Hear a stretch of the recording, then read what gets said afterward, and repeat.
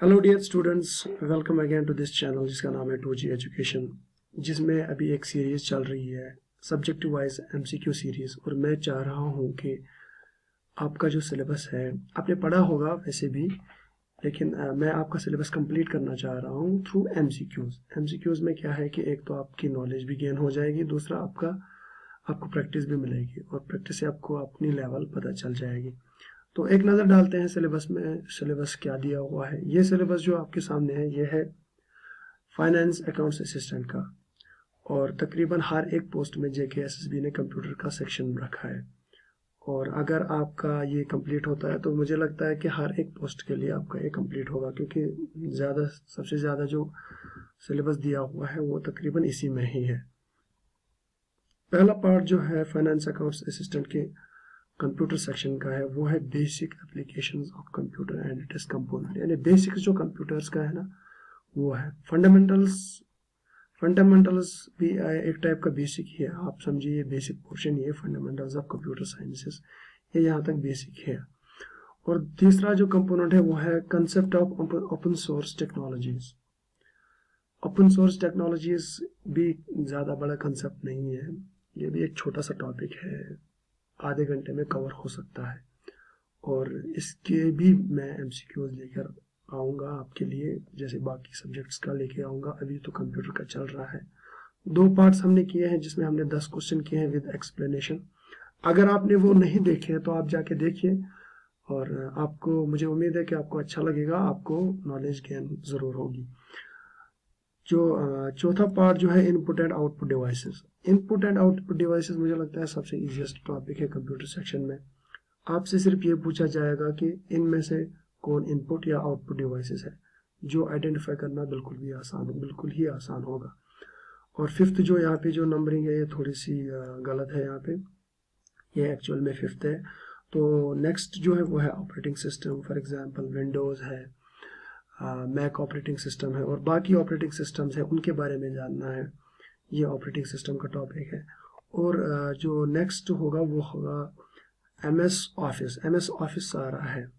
MS office में आपको ज़्यादा टफ क्वेश्चंस नहीं पूछेंगे, बस या तो शॉर्टकट्स होंगे या तो कोई स्पेसिफिक टैब पूछा जाएगा कि किस टैब में, किस मेनू बार में कौन सा ऑप्शन आता है, ये पूछा जा सकता है। पीडीएफ भी एक छोटा सा टॉपिक है, 10 मिनट में हो सकता है। और उसके बाद है इंटरनेट और ईमेल, ये भी इतने बड़े टॉपिक्स नहीं है, बिल्कुल ही ईजी है। उसके बाद एक इंटरेस्टिंग टॉपिक है वो है concept of computer virus and antivirus. Virus क्या होता है और एंटीवायरस क्या होता है। कंप्यूटर वायरस के भी टाइप्स हैं और एंटीवायरस के भी टाइप्स हैं, ये आपको जानने हैं, वो याद रखने हैं, बस बिल्कुल ही ईजी है। और जो नेक्स्ट पोर्शन है वो है hardware and software. Hardware software, ये भी आपको पता होगा कि हार्डवेयर वो पार्ट होता है कंप्यूटर का जिसको हम टच कर सकते हैं, सॉफ्टवेयर वो होता है जिसको हम टच नहीं कर सकते हैं, जो इंटरनली हार्डवेयर को असेंबल करके इंटरनली उसको काम करवाता है। और उसके बाद है elements of computer processing system, यानी आईपीयू साइकिल होगा इसमें। हार्डवेयर दिया हुआ है इसमें, सीपीयू, पेरिफेरल्स यानी माउस, कीबोर्ड, स्पीकर्स, जो भी बाकी हम लगाते हैं कंप्यूटर के साथ वो पेरिफेरल्स कहलाते हैं। स्टोरेज मीडिया आपको पता होगा, ये भी सॉफ्टवेयर की definition. Role and categories of firmware and humanware, ये भी इसमें दिया हुआ है। और जो लास्ट वाला है ये देखिए, ये नया ऐड हुआ है, पिछली बार नहीं था ना, ये पंचायत अकाउंट्स असिस्टेंट के में था और ना ही ये बाकी में था। ये एक कंसेप्ट है, role of information technology in governance. Governance में इंफॉर्मेशन टेक्नोलॉजी का क्या रोल है।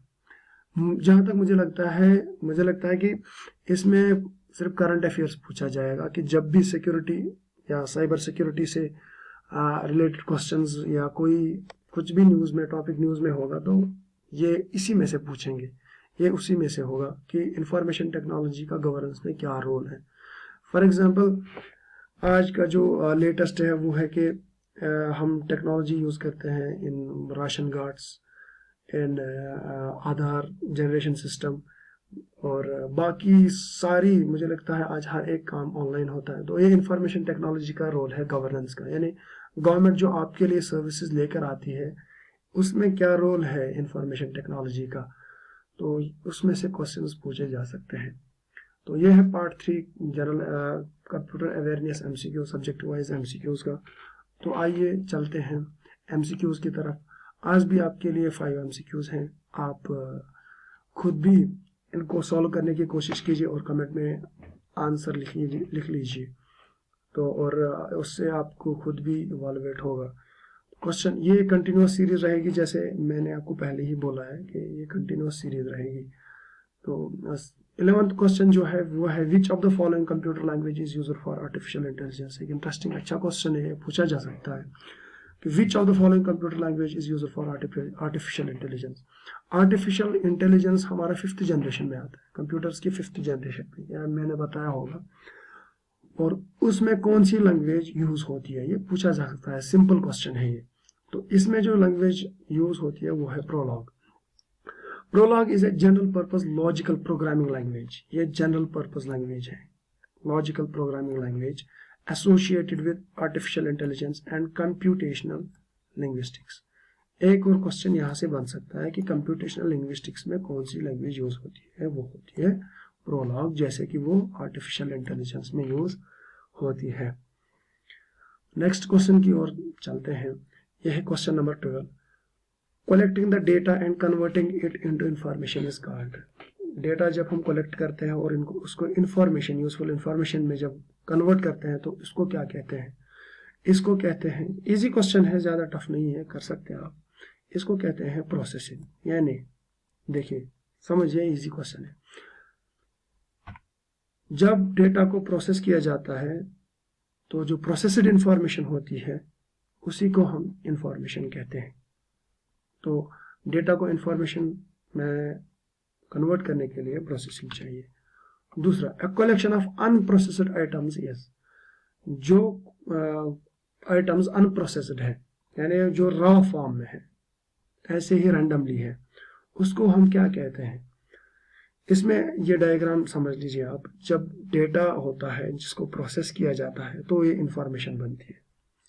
जब तक डेटा प्रोसेस ना हो तब तक वो इंफॉर्मेशन नहीं है, तब तक वो सिर्फ डेटा ही है। जैसे मैंने पिछले क्वेश्चन में बताया कि डेटा एक रॉ फॉर्म होती है।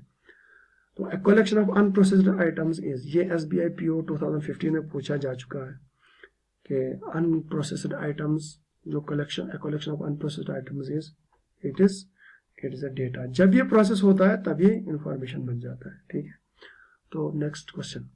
Next question is question number 14। Punched cards were first introduced by. मैंने आपको पिछले लेक्चर में, अगर आपने पिछला लेक्चर देखा होगा तो उसमें मैंने आपको बोला था 1819 का इलेक्शन, कि 1819 का इलेक्शन जो है उसमें जो कंप्यूटर यूज किया गया था वो था tabulating machine. Tabulating machine introduce या डेवलप किया था हरमैन होलरिथ ने, जिसमें पंचिड कार्ड्स यूज किए जा रहे थे। और वो जो कंप्यूटर है टेबुलेटिंग मशीन, वो एट अ टाइम 1 पंचिड कार्ड को रीड करता था। लेकिन यहाँ पे जो क्वेश्चन है ये ध्यान से देखिए, यहाँ पे लिखा है फर्स्ट इंट्रोड्यूस्ड, यानी पंचिड कार्ड जो है ये सबसे पहले किसने इंट्रोड्यूस किए? क्या ये जैकवार्ड था, पैस्कल, हरमैन होलरिथ या पावर्स? तो आइए देखते हैं इसका क्वेश्चन। इसका जो आंसर, सही आंसर है वो है जैकवार्ड। जैकवार्ड, बस सिर्फ याद रखना है जैकवार्ड ने ये इंट्रोड्यूस किया था सबसे पहले इंट्रोड्यूस किया था जैकवार्ड। ये जो है पंचिड कार्ड्स, ये जैकवार्ड ने सबसे पहले इंट्रोड्यूस किया था। उसके बाद हरमैन होलरिथ ने टेबुलेटिंग मशीन में ये यूज किया था, जो काम आया था 1819 के सेंसस में।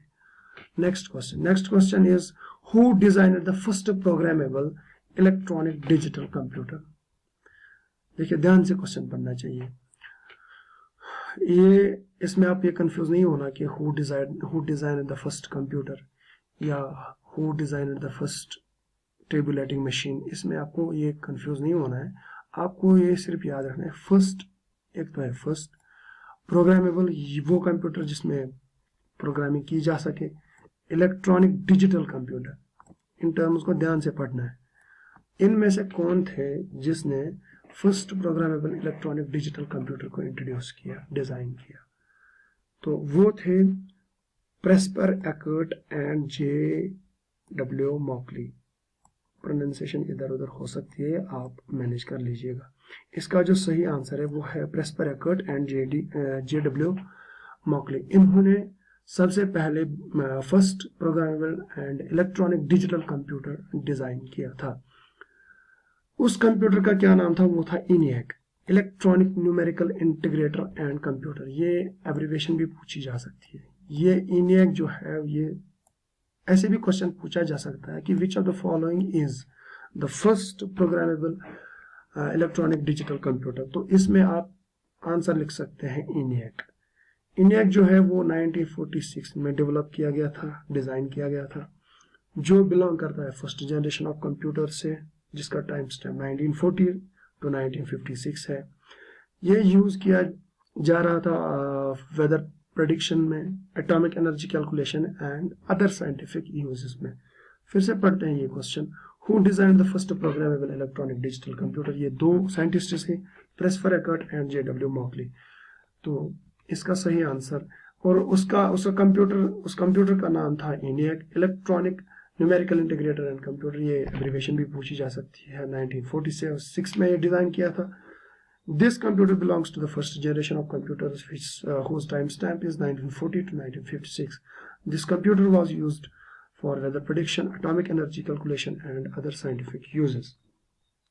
So dear friends, if you like this video and if you think that you gained something from this, तो प्लीज सब्सक्राइब कीजिए इस चैनल को जिसका नाम है 2G एजुकेशन।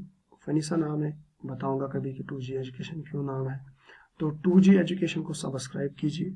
हमें बताइए कि आपको लेक्चर्स कैसे लगे, क्या इम्प्रूवमेंट करनी चाहिए, तो कमेंट में बता दीजिए, हमें ज़रूर बताइए और अपने दोस्तों के साथ ज़रूर शेयर कीजिए। अगर आप चाहते हैं कि आने वाले अपडेट्स आपको नोटिफिकेशन के थ्रू मिल जाए, तो प्लीज़ आप नोटिफिकेशन बेल आइकन को प्रेस कीजिए, आपको आने वाले अपडेट्स मिल जाएंगे। This is all for today, see you in the next lecture.